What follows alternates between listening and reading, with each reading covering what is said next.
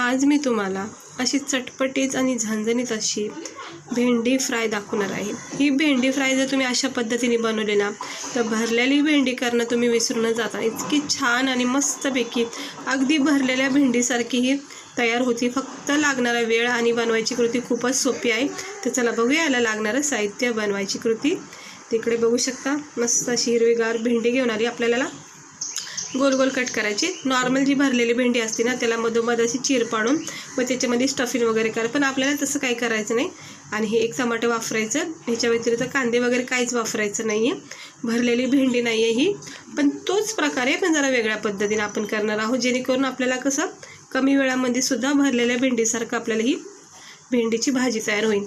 आता काय करायचं, सुरुवातीला ही जी भेंडी घेतली आहे ना आपण याला कट करून घ्यायचं आहे।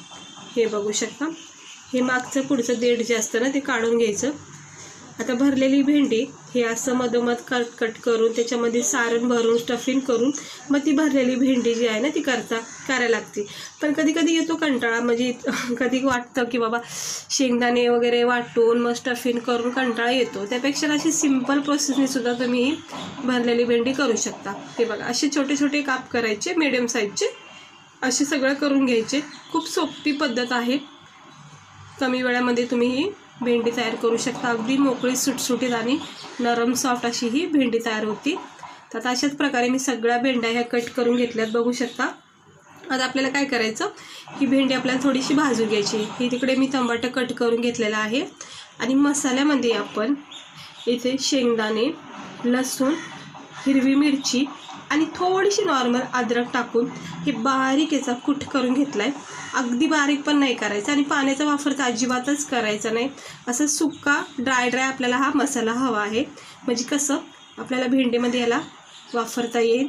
आता काय करायचं, आपण ही भेंडी जी आहे ना आपण ही भाजून घ्यायची एका पॅनवर, जेणेकरून काय होतं याचा चिकटपणा निघून जातो। तर तुम्हाला आज मस्तपैकी झणझणीत चटपटीत अशी ही भेंडी फ्राय किंवा भरलेली भेंडीची एक वेगळी पद्धत दाखवते तुम्हाला। कढाईमध्ये अगदी आपण पोहे खातो तो चमचा असतो त्या अर्धा चमचा तेल टाकायचं आणि ही जी भेंडी आपण कट करून घेतली ती चांगली भाजून घ्यायची। आता अशी भेंडी भाजून घेतल्यामुळं काय होतं, ह्याच्यामधला जो लाळूसपणा असतो, जो चिकटपणा असतो ना तो नाहीसा होतो आणि भेंडी जी आहे ती मोकळी सुटसुटीत होते। भरलेली भेंडीच नाही, सिंपल प्रोसेसची कुठलीही भेंडीची भाजी असू द्या त्याला सुरुवातीला असं भाजणं खूप गरजेचं आहे, जेणेकरून काय होतं चिकटपणा राहत नाही भेंडीमध्ये। त्याला गरम वाफेवर गरम पॅनमध्ये असं मंद आचेवर भाजून घ्यायचं, कारण भेंडीमध्ये खूप चिकटपणा असतो। असे तुम्ही डायरेक्ट जर भेंडीची भाजी बनवली न भाजता तर तुम्ही त्याचा फरक बघू शकता की खूप चिकट होते आणि अशी भाजून जर केली ना तर मोकळी सुटसुटीत होते। आता मी थोडीशी भाजून घेतली, जास्त नाही भाजायचं, थोडंशी एक भेटला की असं काढून घ्यायचं। हे बघा अशा प्रकारे भाजून घ्यायची, सगळं असं चिकटपणाचा नाहीसा होतो। आता आपण करायचं त्याच पॅनमध्ये तेल तापत ठेवायचं। तेलसुद्धा आपण इकडे थोडंच वापरणार, कारण जास्त तेल वापरलं भेंडीच्या भाजीला तर मग लगेचच त्याच्यामध्ये ऑइलीपणा येतो आणि दुसरी गोष्ट चिकटपणा मग निर्माण होतो। आता इकडे कांदे वगैरे वापरायचं नाही, फक्त एक टमाटर आणि हे जे आपण वाटण करून घेतलं सुकं शेंगदाणे, लसूण, हिरवी मिरचीचं ते याच्यामध्ये टाकून घ्यायचं आणि अगदी मंद आचेवर याला फ्राय करून घ्यायचं, म्हणजे कसं मसाल्याचा कच्चापणा निघून जातो। कारण आपण ह्याच्यामध्ये पाणी वगैरे काय वापरणार नाही आहे, त्यामुळं हे चांगला मसाला परतून घ्यायचा। हे बघा अजिबात पाणी नाही टाकलं, अजिबात आपण इकडे तेलाचा पण वापर जास्त केलेला नाही। आता हे थोडंसं असं भाजून झालं की याच्यामध्ये आपण थोडेसे नॉर्मल मसाले टाकायचे। त्यामध्ये आहे चवीनुसार मीठ इकडे टाकून घ्यायचं, किंवा भेंडी परतून झाले तरीसुद्धा तुम्ही टाकू शकता, पण ह्या स्टेजवर टाकलं ना तर भेंडीला मीठ चांगलं एकजीव होऊन जातं। त्यानंतर इथं अर्धा एक चमचा धना पावडर, फक्त लाल मसाला स्किप करायचा, बाकी आपले डेली रुटीनचे मसाले टाकायचे थोडे थोडे। आणि हळदीचं प्रमाण तो खूपच कमी टाका, स्पेशली भेंडीची भाजी जेव्हा बनवतो तेव्हा। आता इकडे मी गरम मसाला टाकला 1 चमचा आणि थोडीशीच किंचित अर्धा चमच्याचं सुद्धा कमी अशी मी हळद टाकून घेतली, बघू शकता। थोडीच हळद टाकणार आहे, जास्त हळद टाकायची नाही, कारण पालेभाज्या म्हणा किंवा काही सुक्या जर बनवायच्या असेल तर त्यामध्ये हळद काय एवढी वापरण्यात येत नाही। आता हे बघा ड्राय असं सुका हा मसाला भाजून घेते। आपण याला भेंडी फ्राय पण बोलतो आणि भरलेली भेंडी बनवतो। ती स्टफी नाही, फक्त आपण हिला वेगळ्या पद्धतीने जरा करायची, म्हणजे कमी वेळात आणि कमी साहित्यामध्ये ही तयार होते. तर वांग, कारलं हे ज्यावेळेस आपण भरून करतो त्यावेळेस सोपं जातं, कारण मोठे साईजचे असतात ते, आणि भेंडी कट करून मधोमध चीर पाडून मग व्यवस्थित स्टफिंग करणं हे थोडंसं वांग आणि कारल्याच्या हिशोबाने थोडंसं कठीण असतं. त्यामुळं ना अशी सोपी पद्धत नक्की वापरा एकदा. हे बघा मस्त भाजून निघालेला आहे, रंग चेंज झालेला आहे, आणि तेलाचा वापर आपण खूपच कमी इथं केलेला आहे. तुम्हाला दिसत असेल अजिबातच तेल नाही आहे मसाल्यामध्ये. खूप चांगली हेल्दी अशी ही भाजी तयार होती भेंडीची. हे असं सुक्का मसाला असा फ्राय करून घ्यायचा, ह्याचा कच्चापणा जाईपर्यंत. आपण गरम मसाला वगैरे सुद्धा टाकलेला आहे. आता आपण भाजलेली भेंडी जी आहे ना ती आता मी याच्यामध्ये टाकून घेते. बघू शकता भेंडी भाजल्यामुळं याच्यामधला चिकटपणा लगेचच नाहीसा झाला आहे, आणि सगळ्या स्टफिंगमध्ये जे आपण वाटण करून घेतलं आहे, हळद, मीठ, गरम मसाला टाकला आहे, त्याच्यामध्ये सगळं हे एकजीव करून घ्यायची भेंडी, आणि लगेचच भेंडीला कोटिंग लागते. हे बघा मंद आचेवर याला असं मिक्स करून घ्यायचं. खूप चटपटीत आणि मस्तपैकी अशी ही भेंडी लागते.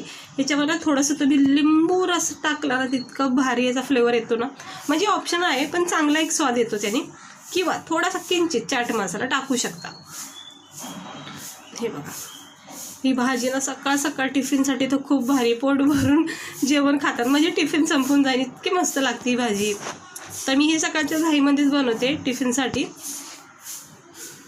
हे बघू शकता थोडीशी वाफ द्यायची, 1-अर्धा मिनटं वाफ दिली की लगेच मिक्स करायचं. म्हणजे काय होतं मसाला आपला सुका असतो, तेलाचा वापर आपण केलं नाही, त्यामुळं कसं चिटकण्याची शक्यता असते, त्यामुळं लगेच त्याला असं मिक्स करून घेत राहायचं. आता मी इथे गॅस केलेला आहे बंद, आणि थोडं झाकण ठेवते, उरलेल्या वाफेवर चांगली स्टीम भेटेल.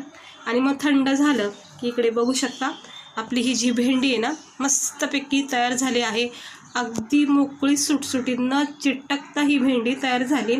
तुम्हाला मी परत एकदा दाखवते. आता झाकण ठेवते, कारण अजून याच्यामध्ये थोडासा गरमपणा आहे, तर थोड्याशा वाफा निघतात त्यासुद्धा आता याच्यामध्ये कवर होऊन जातील. म्हणजे काय होतं ओरलेली भेंडीसुद्धा स्टीममध्ये चांगली मोकळी सुटसुटीत होते. तर आता आपली भेंडी झाली आहे खाण्यासाठी तयार. हे टिफिनसाठी मस्तपैकी अशी भेंडी फ्राय केलेला आहे, गरमागरम रोटीसोबत इतकी भारी लागते. टिफिनचं ना खायची एक मजाच येईल तुम्हाला, असं जर घेऊन गेला तर. हे बघा मस्त झालेली आहे, किती सुंदर दिसत आहे, आणि मोकळी सुटसुटीत झालेली आहे. बघू शकता तुम्ही कुठे चिकटपणा याच्यामध्ये दिसत नाही, कुठे असं लाळूसपणा याच्यामध्ये दिसत नाही, जो भेंडीमध्ये ऑलरेडी असतो खूप. हे बघा तर प्लेटमध्ये काढून घ्यायचं. हे बघा दाना दाना तुकडा तुकडा भेंडीचा किती मोकळा सुटसुटीत झालेला आहे, आणि स्टफिंग आपलं जे बनवलं ते सुद्धा बरोबर पॅक झालेले भेंडीला. खूप मस्त कोटिंग झालेली आहे, आणि झणझणीत अशी चटपटीत ही भेंडी फ्राय तयार होतो एकदाच 5च मिनटात. ते बघू शकता मस्तपैकी भेंडी फ्राय तयार झाली आहे टिफिनसाठी. नॉर्मलसुद्धा तुम्ही जेवणामध्ये दुपारच्या रात्रीच्या जेवणामध्ये हे बनवू शकता, खाऊ शकता, भाकरीसोबत रोटीसोबत खूप भारी लागते. तर नक्की एकदा ट्राय करा. जर भरलेला भेंडी करायचा कंटाळा जर येत असेल ना, तर हे अशा प्रकारे जर तुम्ही भेंडीची भाजी बनवली ना तर परफेक्ट असं वाटेल की भरलेली भेंडीचं आपण खातो. तर नक्की ट्राय करा. मी कमी वेळात आणि चांगल्या रेसिपी तुम्हाला दाखवत असते. आवडल्या असेल तर लाईक करा, चॅनलला सबस्क्राईब करा, असे छान आणि कमी वेळात होणारे रेसिपी बघण्यासाठी. तर बघू शकता मस्त झालेली आहे आता ही भेंडी फ्राय. तर चला भेटते मी तुम्हाला पुढच्या व्हिडिओमध्ये एक अशाच छान रेसिपीसह. स्वस्त राहा, मस्त राहा, काळजी घ्या, आणि भेंडी ही आपल्या शरीरासाठी खूप हेल्दी असते, म्हणून नक्की खा उन्हाळ्याच्या दिवसामध्ये. तर बघू शकता. तर चला भेटते मी तुम्हाला पुढच्या व्हिडिओमध्ये.